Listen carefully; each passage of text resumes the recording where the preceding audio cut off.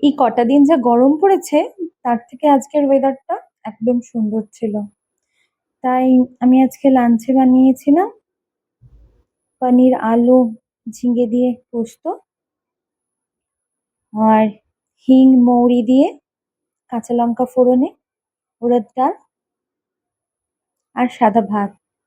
কারণ আজকে মায়ের ভেজ, মা মেয়েতে, তাই একসঙ্গে লাঞ্চ সেরে আমি বিকেলে বেরিয়ে পড়লাম একটু বাজারে,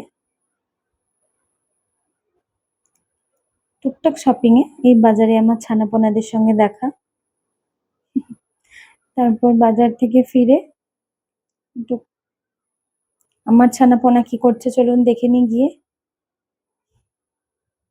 ওর জন্য আমি বাইরে গেলে, ওকে রেখে দিয়ে গেলে বেসিক্যালি কিছু না কিছু আনতে হয় এই গরমে। এই যে কি বাই, ভালো থাক।